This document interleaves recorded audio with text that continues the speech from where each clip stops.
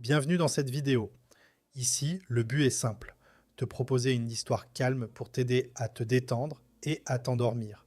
Dans quelques secondes, l'image va devenir très sombre, presque noire. C'est volontaire pour éviter toute lumière et te permettre de te reposer plus facilement. Tu peux fermer les yeux à tout moment. Ce soir, on va parler de la chute de l'Empire romain, ou plutôt de pourquoi il n'est peut-être jamais vraiment tombé. On va prendre le temps de voir ça tranquillement. Avant de comprendre pourquoi l'Empire romain ne disparaît pas vraiment, il faut d'abord comprendre ce qu'il est devenu à son apogée. À son maximum, Rome n'est pas simplement un grand territoire. C'est une structure organisée, cohérente, pensée pour durer sur le long terme. L'Empire s'étend sur une immense partie du monde connue à l'époque. Il couvre une grande partie de l'Europe, descend jusqu'en Afrique du Nord et s'étire vers le Moyen-Orient. La Méditerranée, qui est aujourd'hui partagée entre de nombreux pays, devient à ce moment-là une mer presque entièrement contrôlée par Rome. Mais ce qui rend cet empire vraiment impressionnant, ce n'est pas seulement sa taille, c'est la manière dont il est organisé. Les Romains construisent des routes solides, conçues pour durer. Ces routes relient les différentes régions de l'empire entre elles. Elles permettent aux armées de se déplacer rapidement, mais aussi aux marchands, aux voyageurs et aux idées de circuler sans trop de difficultés. Cette circulation est essentielle. Elle permet à Rome de garder le contrôle sur un territoire aussi vaste, mais aussi de diffuser son mode de vie. Les villes jouent un rôle central dans cette organisation. Dans une ville romaine, tout est structuré. Il y a un centre, souvent organisé autour d'un forum. C'est là que se déroulent les échanges économiques, les discussions politiques et une grande partie de la vie publique. On y trouve aussi des termes qui ne servent pas seulement à se laver, mais aussi à se retrouver, discuter, passer du temps ensemble. L'eau est acheminée grâce à des aqueducs, parfois sur plusieurs dizaines de kilomètres. Cela permet d'alimenter les villes de manière régulière, ce qui améliore fortement les conditions de vie. Il existe également des systèmes d'évacuation des eaux usées, ce qui est assez avancé pour l'époque. Tout cela donne une impression de modernité, presque surprenante quand on y pense aujourd'hui. Mais au-delà des infrastructures, il y a un autre élément fondamental, le droit. Le droit romain est un des piliers de l'Empire. Il permet d'organiser la société, de régler les conflits et de créer un cadre commun pour des populations très différentes. Dans un empire aussi vaste, où les cultures, les langues et les traditions varient énormément, ce cadre juridique est essentiel pour maintenir une certaine cohérence. L'armée, elle aussi, joue un rôle clé. Elle n'est pas seulement là pour conquérir de nouveaux territoires. Elle sert aussi à maintenir l'ordre, à protéger les frontières et à assurer la stabilité interne. Les soldats sont entraînés, disciplinés et organisés. Ils peuvent se déplacer rapidement grâce aux routes et intervenir là où c'est nécessaire. Mais ce qui est peut-être le plus important, c'est que Rome ne se contente pas de contrôler ses territoires par la force. Elle diffuse aussi un mode de vie. Peu à peu, les populations locales adoptent certains éléments de la culture romaine. La langue latine se répand, les lois romaines sont appliquées, les villes se développent selon des modèles similaires. C'est ce qu'on appelle la romanisation, et c'est un point essentiel pour comprendre la suite. Parce que quand un empire repose uniquement sur la force, il peut disparaître rapidement si cette force s'affaiblit. Mais quand un empire diffuse sa culture, ses habitudes, ses structures, il laisse une empreinte beaucoup plus durable. À ce stade, Rome donne l'impression d'un système solide, presque impossible à faire tomber. Tout semble fonctionner, les routes relient les territoires, les villes sont organisées, l'armée est efficace et le droit structure la société. Pour quelqu'un vivant à cette époque, il est difficile d'imaginer que cet empire pourrait un jour disparaître. Et pourtant, comme souvent dans l'histoire, cette stabilité apparente cache déjà des fragilités. Des déséquilibres commencent à apparaître, lentement, sans provoquer de rupture immédiate. Rien ne s'effondre d'un coup, mais certaines bases commencent à se fragiliser. Pour comprendre pourquoi l'Empire romain ne disparaît pas complètement, il ne suffit pas de regarder les empereurs, les armées ou les grandes décisions politiques. Il faut aussi s'intéresser à la vie des gens ordinaires. Parce qu'un empire, ce n'est pas seulement une structure de pouvoir. C'est aussi un ensemble d'habitudes, de routines, de façons de vivre qui s'installent sur plusieurs générations. Dans une ville romaine, la vie quotidienne est relativement organisée et prévisible. Le matin, les habitants sortent de chez eux pour se rendre au marché. On y trouve de la nourriture, des objets du quotidien, des tissus, parfois des produits venus de très loin grâce aux échanges commerciaux. Les villes les plus importantes sont animées, parfois bruyantes, mais elles fonctionnent selon une certaine logique. Les rues sont organisées, souvent en quadrillage. Il y a des zones spécifiques pour le commerce, d'autres pour l'habitation et des espaces publics où les gens se retrouvent. Parmi ces espaces, les thermes occupent une place importante. Contrairement à ce que l'on pourrait penser aujourd'hui, les thermes ne servent pas uniquement à se laver. Ce sont aussi des lieux de rencontre. On y discute, on s'y détend, on y passe du temps. C'est une partie essentielle de la vie sociale. L'eau joue d'ailleurs un rôle central dans le fonctionnement des villes romaines. Grâce aux aqueducs, elle est acheminée depuis des sources parfois très éloignées. Cela permet d'alimenter les fontaines, les bains publics et certaines habitations. Pour l'époque, c'est un niveau d'organisation assez avancé. Même dans des villes situées loin de Rome, on retrouve souvent ce type d'infrastructure. Et c'est là que quelque chose d'important se met en place.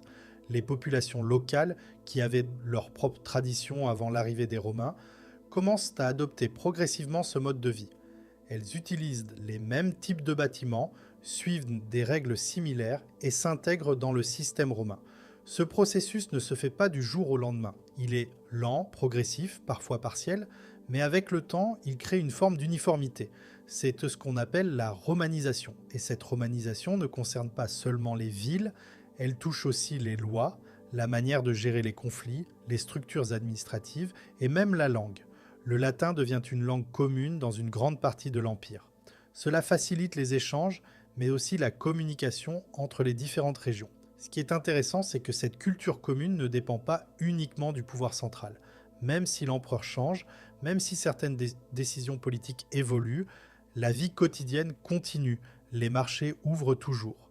Les gens continuent à travailler, à se déplacer, à échanger. Et c'est justement cette continuité qui est importante. Parce que lorsque le pouvoir politique commence à se fragiliser, ce mode de vie, lui, reste en place. Les habitudes ne disparaissent pas du jour au lendemain, les villes ne cessent pas de fonctionner. Du jour au lendemain, les gens continuent à vivre, souvent de la même manière qu'avant. Cela crée une forme d'inertie. Un empire ne repose pas uniquement sur ses dirigeants. Il repose aussi sur la manière dont les gens vivent au quotidien. Et tant que cette vie quotidienne continue, l'idée même de l'Empire reste présente, même si elle change de forme. C'est pour ça que la chute de Rome n'est pas une coupure nette. Parce que sur le terrain, dans la vie réelle des habitants, il n'y a pas de moment où tout s'arrête. Il y a des changements, des adaptations, des transitions. Mais la vie continue. Et c'est cette continuité qui va jouer un rôle essentiel dans la suite de l'histoire. Parce que pendant que les habitants continuent leur quotidien, d'autres problèmes commencent à apparaître, plus profonds, plus structurels. Des problèmes qui vont progressivement fragiliser l'Empire de l'intérieur, et c'est ce qu'on va voir maintenant. Jusqu'ici, l'Empire romain donne l'impression d'un système solide, presque impossible à faire tomber. Les routes fonctionnent, les villes sont organisées, l'armée est en place, et la vie quotidienne continue sans interruption majeure. Pour un habitant de l'époque, il est difficile d'imaginer que cet ensemble puisse un jour disparaître. Mais comme souvent dans les grandes structures, la stabilité apparente cache des fragilités plus profondes. Ces fragilités ne provoquent pas une chute immédiate. Elles s'installent lentement, parfois sur plusieurs générations, sans provoquer de rupture visible à court terme. Le premier point important concerne l'économie. Pendant longtemps, l'Empire romain s'est enrichi grâce à ses conquêtes. Chaque nouvelle région intégrée apporte des ressources, des richesses, des terres, et souvent une main-d'œuvre importante sous forme d'esclaves. Ce système fonctionne tant que l'expansion continue. Mais à partir d'un certain moment, les grandes conquêtes ralentissent, puis s'arrêtent progressivement. Cela signifie que les entrées de richesses diminuent, alors que les dépenses, elles, restent très élevées. L'État doit continuer à payer les soldats, à entretenir les infrastructures, à administrer les territoires. Pour compenser ce déséquilibre, les autorités augmentent les impôts. Cette pression fiscale devient de plus en plus lourde, en particulier pour les populations les moins riches. Certains habitants ont du mal à payer, ce qui crée des tensions sociales. En parallèle, la monnaie perd progressivement de sa valeur. Les pièces contiennent de moins en moins de métal précieux, ce qui entraîne une forme d'inflation. Les prix augmentent, les échanges deviennent plus difficiles et la confiance dans le système économique diminue.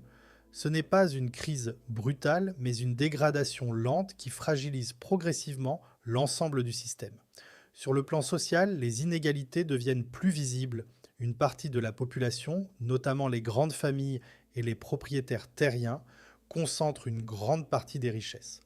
À l'inverse, beaucoup de petits producteurs, d'artisans ou de travailleurs vivent dans des conditions plus précaires.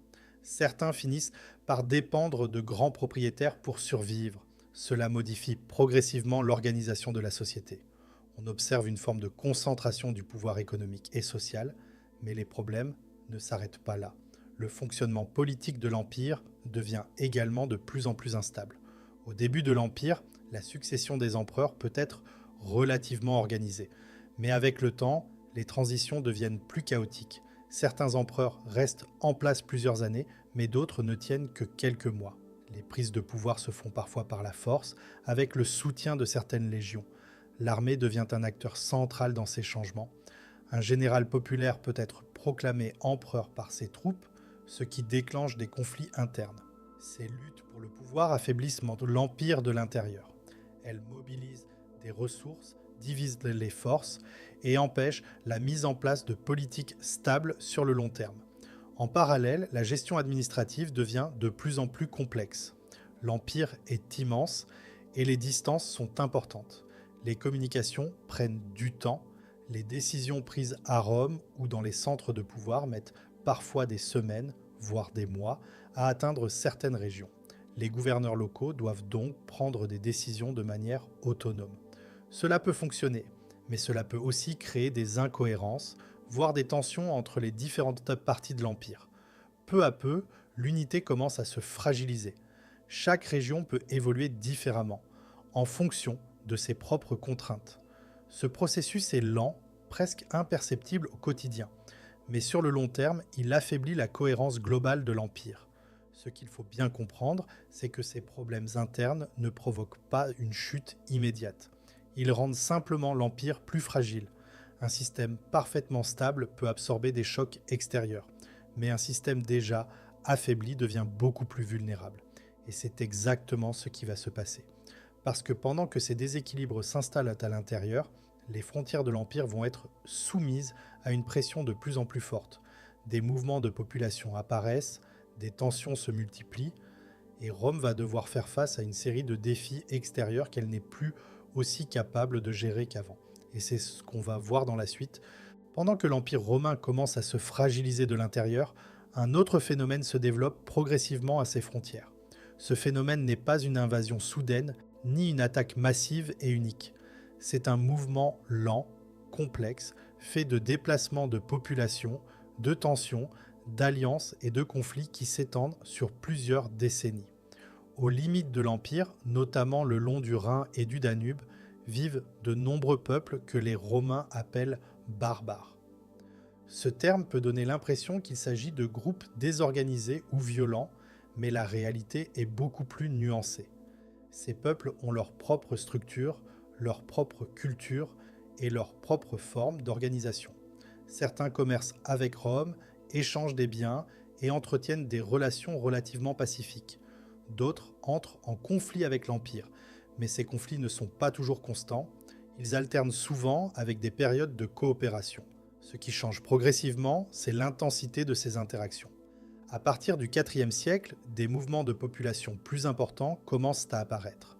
Une des raisons principales est l'arrivée d'un autre groupe, les Huns. Les Huns avancent depuis l'Est, exerçant une pression sur d'autres peuples, notamment les Goths. Pour échapper à cette pression, certains groupes cherchent refuge à l'intérieur de l'Empire romain. Ils ne cherchent pas forcément à détruire Rome, ils cherchent à survivre, à s'installer, à trouver des terres. Dans certains cas, Rome accepte ces installations. Des accords sont passés. Certains groupes sont autorisés à s'installer sur des territoires en échange de services, notamment militaires. Mais ces situations sont difficiles à gérer. Les autorités romaines doivent organiser ces installations, gérer les tensions avec les populations locales et maintenir un équilibre fragile. Parfois, cet équilibre ne tient pas. Des conflits éclatent. Un exemple important est celui des Goths, qui, après avoir été maltraités par les autorités romaines, se révoltent. Cette révolte conduit à des affrontements majeurs, dont la bataille d'Andrinople en 378, où une armée romaine est sévèrement battue. Cet événement montre que Rome n'est plus invincible. Ce n'est pas une défaite isolée, mais un signe que l'équilibre des forces est en train de changer. Au fil du temps, d'autres groupes s'installent à l'intérieur de l'Empire. Les Vandales, les Francs, les Burgondes, entre autres, prennent progressivement le contrôle de certaines régions. Mais là encore, il ne s'agit pas d'une destruction totale. Ces groupes ne rasent pas systématiquement les villes, ils ne suppriment pas toutes les structures existantes. Au contraire, ils s'appuient souvent sur les structures romaines pour gouverner. Ils reprennent certaines lois, certaines méthodes d'administration et parfois même certaines formes d'organisation militaire. Cela crée une situation particulière. L'Empire romain ne disparaît pas d'un coup sous les coups de ses ennemis, il se transforme progressivement en intégrant des éléments extérieurs qui deviennent peu à peu dominants dans certaines régions. En parallèle, l'armée romaine elle-même évolue. De plus en plus, elle intègre des soldats d'origine non romaine. Certains de ces soldats deviennent même des chefs militaires importants. Cela montre que la distinction entre romains et barbares devient de moins en moins claire. Les frontières culturelles se brouillent, le monde romain change de l'intérieur, mais aussi à travers ses interactions avec l'extérieur. Ce processus est lent, complexe et parfois difficile à percevoir sur le moment. Pour les habitants, la vie continue, les villes restent en place, les échanges se poursuivent, les structures administratives fonctionnent encore, même si elles évoluent. Mais sur le long terme, ces transformations modifient profondément l'équilibre de l'Empire. Les régions occidentales deviennent de plus en plus autonomes. Le pouvoir central a de plus en plus de mal à imposer son autorité partout.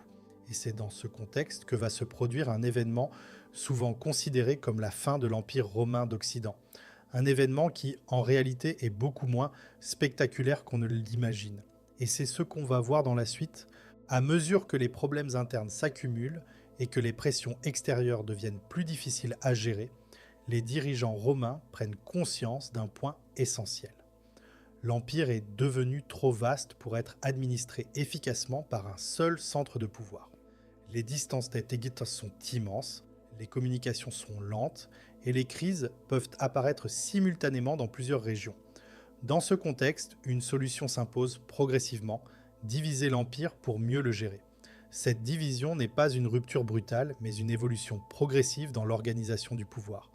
Au cours du IIIe siècle, face à une série de crises politiques et militaires, l'empereur Dioclétien met en place une réforme importante. Il instaure un système appelé la tétrarchie, dans lequel le pouvoir est partagé entre plusieurs dirigeants. L'objectif est simple, avoir plusieurs centres de décision capables de réagir rapidement aux problèmes locaux. Même si ce système ne dure pas très longtemps sous cette forme, il marque un tournant. L'idée qu'un seul empereur ne peut plus gérer seul l'ensemble de l'Empire devient évidente. Quelques décennies plus tard, une autre décision majeure est prise par l'empereur Constantin. Il fonde une nouvelle capitale à l'est, sur le site de l'ancienne ville de Byzance, qu'il renomme Constantinople. Cette ville est stratégiquement située entre l'Europe et l'Asie et devient rapidement un centre politique, économique et militaire de premier plan. À partir de ce moment, l'équilibre du pouvoir commence à se déplacer. Rome reste une ville symbolique, chargée d'histoire, mais elle n'est plus le seul centre de décision. Constantinople prend de plus en plus d'importance. Avec le temps, cette évolution conduit à une division plus nette entre deux parties de l'Empire. D'un côté, l'Empire d'Occident, avec des villes comme Rome, Milan ou Ravenne comme centre politique. De l'autre, l'Empire d'Orient, centré autour de Constantinople. Au départ, cette division ne signifie pas la fin de l'unité. Les deux parties font toujours partie du même ensemble. Elles partagent des institutions, une culture commune et une identité romaine. Mais dans la pratique, elles évoluent de plus en plus différemment. L'Empire d'Orient bénéficie de plusieurs avantages. Sa position géographique est plus favorable. Il est mieux protégé contre certaines invasions et il contrôle des routes commerciales importantes. Son économie est plus stable, ses villes sont plus riches et sa population est plus dense. Cela lui permet de mieux résister aux crises. A l'inverse, l'Empire d'Occident est plus exposé. Ces frontières sont plus difficiles à défendre, notamment face aux mouvements de population venant du nord et de l'est. Son économie est plus fragile et ses ressources sont plus limitées. En parallèle, l'instabilité politique y est souvent plus marquée. Les empereurs se succèdent rapidement, les conflits internes sont fréquents, et le pouvoir central a de plus en plus de mal à maintenir son autorité sur l'ensemble du territoire. Petit à petit, les deux parties de l'Empire ne vivent plus la même réalité. À l'Est, l'Empire reste relativement stable, organisé et capable de se défendre. À l'Ouest, la situation se dégrade progressivement. Les territoires passent sous le contrôle de différents groupes, les structures politiques se transforment et le pouvoir impérial devient de plus en plus symbolique. Ce qui est important, c'est que cette évolution ne se fait pas en un jour. Il n'y a pas de moment précis où l'Empire est officiellement coupé en deux. C'est un processus lent, marqué par des décisions politiques, des adaptations et des circonstances historiques. Mais sur le long terme, cette division a des conséquences majeures. Elle crée deux dynamiques différentes. Une partie de l'Empire va continuer à exister, à évoluer et à se renforcer. L'autre va progressivement perdre en cohérence, en stabilité et en capacité de contrôle. Et c'est dans ce contexte que va se produire un événement souvent présenté comme la fin de l'Empire romain d'Occident. Un événement qui, encore une fois, est beaucoup moins spectaculaire qu'on ne l'imagine. Parce que ce n'est pas une chute brutale, mais l'aboutissement d'un processus déjà en cours depuis longtemps. Et c'est que ce qu'on va voir maintenant. Quand on parle de la chute de l'Empire romain, une date revient presque toujours. 476 après Jésus-Christ. C'est une date que l'on retient facilement, parce qu'elle donne l'impression d'un mossement précis, d'une fin nette, presque comme si l'histoire s'arrêtait à cet instant.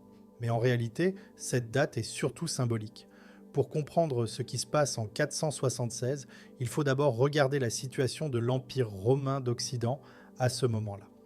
Depuis plusieurs décennies, le pouvoir impérial s'est affaibli. Les empereurs ne sont plus les figures fortes qu'ils étaient auparavant. Certains sont très jeunes, d'autres sont placés sur le trône par des chefs militaires et leur autorité réelle est souvent limitée. En pratique, ce sont souvent des généraux ou des chefs de guerre qui détiennent le pouvoir. Parmi ces chefs militaires, certains sont d'origine non romaine. Cela montre à quel point les frontières entre les peuples se sont transformées. Ce qu'on appelle encore l'Empire romain est déjà très différent de ce qu'il était à son apogée. En 476, un chef militaire nommé Odoacre prend le pouvoir. Il renverse le dernier empereur d'Occident, un jeune homme nommé Romulus Augustule. Ce nom est d'ailleurs symbolique puisqu'il rappelle à la fois Romulus, le fondateur légendaire de Rome, et Auguste, le premier empereur. Mais malgré cette symbolique, ce moment ne ressemble pas à une grande fin dramatique. Il n'y a pas de bataille décisive qui met fin à l'Empire. Il n'y a pas de destruction totale de Rome ou des grandes villes. Ce qui se passe est beaucoup plus simple. Odoacre dépose l'empereur et décide de ne pas le remplacer. Il envoie les insignes impériaux à l'Empire d'Orient, à Constantinople, reconnaissant ainsi que le pouvoir impérial existe toujours, mais ailleurs. Autrement dit, il n'y a plus d'empereur en Occident, mais cela ne signifie pas que tout le système disparaît immédiatement. Les structures administratives restent en place. Les élites locales continuent de gérer les territoires. Les lois romaines sont encore utilisées. La vie quotidienne des habitants ne change pas du jour au lendemain. Les marchés ouvrent toujours, les villes fonctionnent, les routes sont toujours utilisées. Pour une grande partie de la population, ce changement de pouvoir est presque invisible à court terme. Ce qui change réellement, c'est la nature du pouvoir.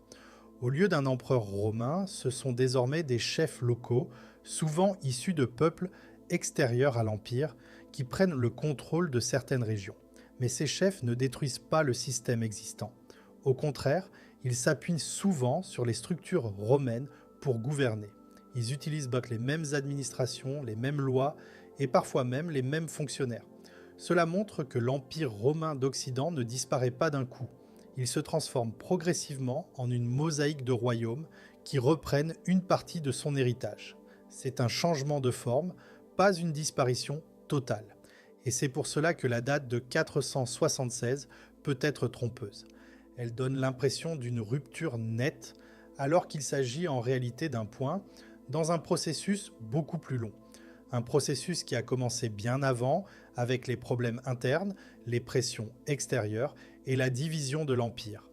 Et un processus qui continue après avec la transformation des structures politiques et sociales. Si on regarde les choses de cette manière, la chute de Rome n'est plus un événement unique. C'est une transition, une évolution lente, parfois difficile à percevoir sur le moment, mais qui modifie profondément le monde sur le long terme.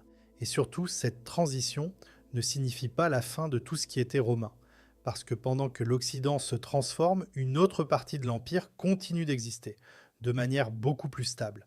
Et cette partie va jouer un rôle essentiel dans la suite de l'histoire. C'est ce qu'on appelle aujourd'hui l'Empire d'Orient, et c'est là que l'idée que Rome ne disparaît pas vraiment devient encore plus évidente. C'est ce qu'on va voir maintenant. Pendant que l'Empire romain d'Occident se transforme progressivement après 476, une autre réalité continue d'exister, beaucoup plus stable et structurée. Cette réalité, c'est l'Empire romain d'Orient. Depuis sa capitale, Constantinople, cet empire conserve les éléments essentiels de ce qui faisait Rome. Une administration organisée, un système juridique solide, une armée structurée et une vision du pouvoir héritée directement de l'époque impériale. Ce point est fondamental. Pour les habitants de cet empire, il n'y a pas de rupture en 476. Il n'y a pas de moment où Rome disparaît. Pour eux, l'Empire romain existe toujours, simplement centré à l'Est. Constantinople joue un rôle clé dans cette continuité. La ville est idéalement située entre l'Europe et l'Asie, au carrefour de routes commerciales majeures. Elle contrôle des passages stratégiques, notamment entre la mer Noire et la Méditerranée, ce qui lui permet de maintenir une activité économique importante.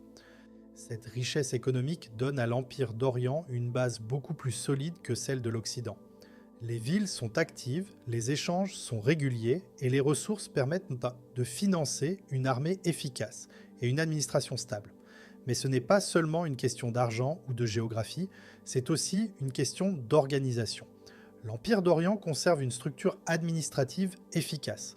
Les fonctionnaires sont formés, les impôts sont collectés de manière plus régulière et les décisions politiques sont mises en œuvre avec une certaine cohérence. Le droit romain continue d'évoluer et de s'appliquer. Un exemple important est le travail de l'empereur Justinien au VIe siècle. Sous son règne, une grande compilation du droit romain est réalisée, ce qui permet de structurer et de transmettre cet héritage de manière durable. Ce travail va influencer de nombreuses sociétés bien après la fin de l'Empire d'Orient. Sur le plan militaire, l'Empire reste capable de se défendre. Il doit faire face à de nombreuses menaces, notamment à l'Est contre les Perses, puis plus tard contre d'autres puissances. Mais il parvient à résister grâce à une armée organisée et à une stratégie adaptée. Les fortifications de Constantinople, par exemple, jouent un rôle majeur dans la défense de la ville pendant plusieurs siècles. Ces murailles, extrêmement solides, permettent de repousser de nombreuses attaques. Avec le temps, certaines choses changent.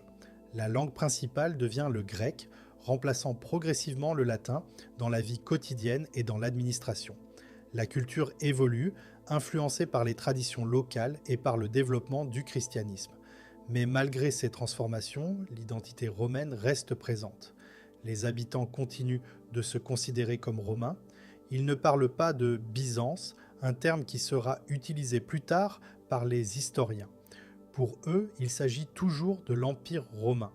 C'est ce qui rend cette période particulièrement intéressante, parce qu'elle montre que Rome n'est pas seulement une ville ou un territoire. C'est une idée, une structure, une manière d'organiser le pouvoir et la société. Et cette structure peut exister même si certains éléments changent. L'Empire d'Orient va durer près de 1000 ans après la disparition de l'Empire d'Occident. Pendant cette période, il va connaître des moments de prospérité, mais aussi des crises, des conflits et des transformations profondes. Il va jouer un rôle essentiel dans la transmission du savoir antique. De nombreux textes, hérités de la culture grecque et romaine, sont conservés, copiés et transmis. Ces connaissances seront redécouvertes plus tard en Europe, notamment pendant la Renaissance. Ce rôle de transmission est souvent sous-estimé, mais il est fondamental. Sans l'Empire d'Orient, une grande partie de l'héritage intellectuel de l'Antiquité aurait pu disparaître. Finalement, ce n'est qu'en 1453 que Constantinople tombe, après la prise de la ville par les Ottomans. Si on regarde les dates, cela signifie que l'Empire romain, sous sa forme orientale, a existé pendant plus de 1000 ans après la fameuse date de 476. Cela change complètement la perspective. Au lieu d'une chute brutale, on observe une continuité. Au lieu d'une fin nette, on voit une transformation progressive dans laquelle une partie de l'Empire continue d'exister longtemps après la disparition de l'autre. Et c'est ce qui permet de comprendre pourquoi on peut dire que Rome n'est jamais vraiment tombée. Parce qu'une partie essentielle de cet empire a continué à vivre, à évoluer et à influencer le monde pendant des siècles, mais cette idée va encore plus loin, parce que même au-delà de l'Empire d'Orient, l'héritage romain continue de se diffuser dans de nombreuses sociétés. Si on prend un peu de recul sur tout ce qu'on vient de voir, une idée commence à apparaître de manière assez claire. La chute de l'Empire romain, tel qu'on l'imagine souvent, n'est pas vraiment un événement unique et précis. Ce n'est pas un moment où tout s'arrête soudainement, comme si un système entier disparaissait d'un coup. Au contraire, ce que l'on observe, c'est un processus lent, progressif, étalé sur plusieurs générations. Quand on parle de la chute de Rome, on pense souvent à une fin. Mais en réalité, il s'agit beaucoup plus d'une transformation. Dans la partie occidentale de l'Empire, le pouvoir impérial disparaît progressivement, remplacé par différents royaumes qui prennent le contrôle des territoires. Mais ces royaumes ne détruisent pas tout ce qui existait avant eux. Ils s'appuient au contraire sur les structures romaines pour gouverner. Les lois continuent d'être utilisées, les villes restent organisées selon des modèles romains, et une partie de l'administration est conservée. Cela signifie que même après la disparition du pouvoir impérial en Occident, l'influence de Rome reste profondément présente dans la manière dont les sociétés fonctionnent. En parallèle, à l'Est, l'Empire romain continue d'exister pendant près de 1000 ans. Ce point est essentiel, parce qu'il montre que la date de 476 ne correspond pas à la fin de l'Empire romain dans son ensemble, mais seulement à la transformation d'une de ses parties. L'Empire d'Orient conserve ses institutions, son organisation et une identité clairement romaine. Ses habitants se considèrent toujours comme romains et leur empire fonctionne selon des principes hérités directement de la tradition impériale. Mais même au-delà de ces aspects politiques, il y a quelque chose de plus profond encore. Rome n'est pas seulement un territoire, ni même un pouvoir centralisé. C'est aussi un ensemble d'idées, de structures et d'habitudes qui s'inscrivent dans la durée. Le droit romain, par exemple, continue d'influencer les systèmes juridiques bien après la disparition de l'Empire. De nombreux principes utilisés aujourd'hui trouvent leurs origines dans cette période. Cela montre que l'héritage romain dépasse largement les limites de son existence politique. La langue est un autre exemple particulièrement parlant. Le latin, qui était la langue principale de l'Empire, a évolué avec le temps pour donner naissance à plusieurs langues modernes. Le français, l'espagnol, l'italien, le portugais et d'autres encore sont directement issus de cette transformation. Cela signifie que chaque fois que ces langues sont utilisées, elles portent encore une trace de cet héritage. L'organisation des villes constitue également un élément important de cette continuité. De nombreuses villes actuelles ont été fondées ou structurées à l'époque romaine. Les routes, les centres urbains et certaines infrastructures suivent encore des logiques héritées de cette période. Même lorsque les structures politiques changent, ces éléments restent en place. Sur le plan des idées, l'influence de Rome est tout aussi présente. La notion d'État, l'idée d'une administration centralisée ou encore certaines formes d'organisation politique trouvent leurs racines dans l'expérience romaine. Cela montre que Rome ne disparaît pas avec la fin de son empire. Elle se transforme et se diffuse dans les sociétés qui lui succèdent. Et c'est peut-être cela le point le plus important. Un empire ne disparaît pas complètement s'il a profondément marqué les structures, les habitudes et les idées. Il peut perdre ses frontières, ses dirigeants et son organisation politique. Mais son influence peut continuer à exister pendant des siècles, parfois même sans que l'on en ait pleinement conscience. Dans le cas de Rome, cet héritage est particulièrement visible. Il est présent dans le droit, dans les langues, dans l'organisation des villes et dans certaines façons de penser la société. Cela signifie que Rome ne s'arrête pas en 476, elle change de forme, elle s'adapte à de nouvelles réalités, elle se diffuse dans d'autres structures, dans d'autres cultures, et d'une certaine manière, elle continue d'exister encore aujourd'hui à travers tout ce qu'elle a transmis. C'est pour cela que l'on peut dire que Rome n'est jamais vraiment tombée. parce que ce qui faisait Rome n'a jamais complètement disparu. Cela s'est simplement transformé lentement au fil du temps.